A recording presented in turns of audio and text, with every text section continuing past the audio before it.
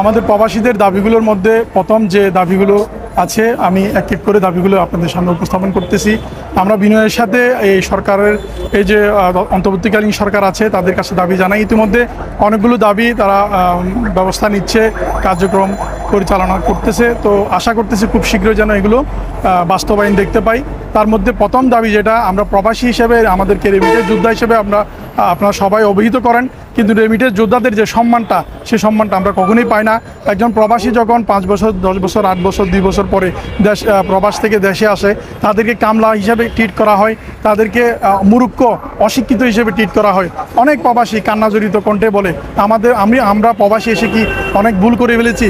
তো প্রবাসীদেরকে বিনয়ের সাথে বলতে চাই, প্রবাসীদেরকে এভাবে ট্রিট করবেন না, সম্মানের সাথে সহিত রিসিভ করবেন, তাদেরকে যাওয়ার সময় সম্মানের সহিত তাদেরকে বিদায় জানাবেন। আমরা যে দেশে থাকি তাদের সে দেশ আমাদের না, সেই দেশের নাগরিকরা আমাদেরকে অনেক সম্মান জানায়, কত সুন্দরভাবে তারা আমাদের সাথে এয়ারপোর্টে বিহেভ করে আমরা না জানলেও। কারণ আমাদের যে মিডল ইস্টে যে প্রবাসীগুলো যায় তারা কিন্তু অধিক শিক্ষিত না, তারা অল্প শিক্ষিত মানুষগুলো যায়। তো তাদেরকে আপনারা বুঝিয়ে শুনিয়ে এয়ারপোর্টে যারা থাকবেন তারা যেন সুন্দরভাবে রিসিভ করেন। দ্বিতীয় দাবির মধ্যে আমাদের যে প্রবাসীরা 10 বছর 15 বছর বিদেশ জীবন থেকে যে রেমিটেন্সটা পাঠিয়ে দেশকে সুসংহত করে দেশকে সমৃদ্ধশালী করার পথে সাপোর্ট দিয়ে সহযোগিতা করে, সেই প্রবাসীরা মৃত্যুবরণ করলে ভিক্ষা করে চাঁদা তুলে, আমি রিসেন্টলি আমরা গত 1 সপ্তাহ আগেও দুবাইতে একজন ভাইয়ের লাশ পাঠাইছি ভিক্ষা করে, সবার থেকে চাঁদা তুলে। কারণ এর কারণ হচ্ছে যে একজন প্রবাসী যদি যে টাকা যে বেতনটা পায়, যদি 50,000 টাকা বেতন পায়, 10,000 টাকা তার জন্য রেখে আর 40,000 টাকা পাঠাই দিয়ে দেশে তার পরিবার এবং দেশের জন্য, সে তার কাছে ডিপোজিট টাকার তার কাছে সেভিং করার কোনো সুযোগ থাকে না। বিশেষ করে মিডিল ইস্টের জায়গায় প্রবাসীরা বেশি এই বঞ্চনার শিকার। সেই দিক থেকে আমি বলবো সরকারকে একদম বিনা খরচে প্রবাসীদের লাশটা দ্রুততার সহিত দেশে আনার ব্যবস্থা করা। তৃতীয় যে বিষয়টা আমাদের দাবিটা আছে সেটা হচ্ছে প্রবাসীদের পরিবারদের নিরাপত্তা এবং তাদের সম্পদের নিরাপত্তা দেওয়া। অনেক ক্ষেত্রে আমরা শুনতে পাই প্রবাসীরা আতঙ্কের মধ্যে থাকে, কোন ব্যাংক দেউলিয়া হচ্ছে, কোন আর্থিক প্রতিষ্ঠান দেউলিয়া হচ্ছে, আমি যদি টাকা পাঠাই আমার টাকাটা আদৌ কি পাবো কিনা।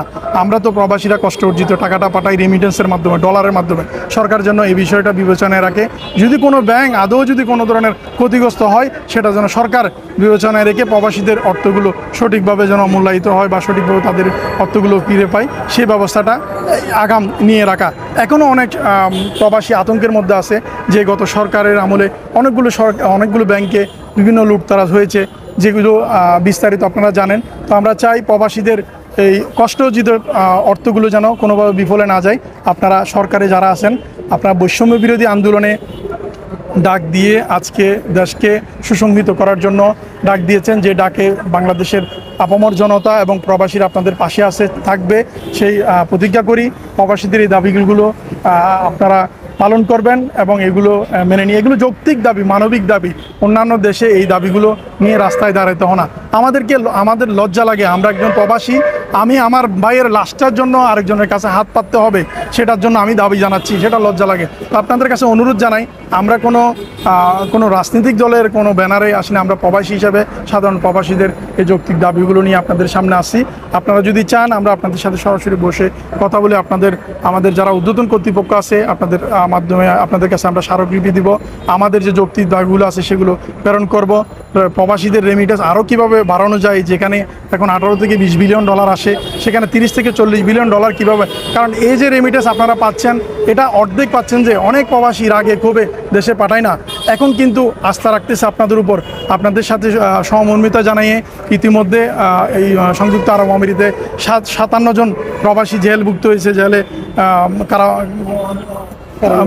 কারানিবাস হয়েছে, তাদের ছাড়িয়ে আনার মুক্তি করার ব্যবস্থা ইতিমধ্যে নিচ্ছে শুনেছি।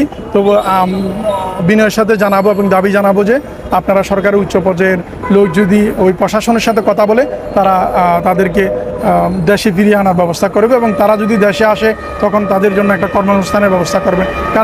তারা যে পরিস্থিতি থেকে গেছে, আবেগের বশবর্তী হয়ে গেছে এবং আপনাদের সাথে সহমর্মিতা দেখিয়ে গেছে। সকল প্রবাসী আপনাদের সাথে ছিল, এই দাবির সাথে ছিল, এই বৈষম্য বিরোধী ছাত্র জনতার আন্দোলনের সাথে ছিল। আপনারা দেখেছেন 1 সপ্তাহ 10 দিনের রেমিটেন্সের প্রবাহ কীভাবে শাটডাউন করে দিয়েছিল। তো আমরা প্রবাসীরা আপনাদের সাথে থাকতে চাই, আমাদের দাবিগুলো আপনারা যৌক্তিক দাবিগুলো মেনে নিয়ে আমাদেরকে এগিয়ে যেতে সুযোগ দিবেন, দেশকে এগিয়ে নিয়ে যাওয়ার জন্য আপনাদের সাথে রাখবেন, সে দাবি জানিয়ে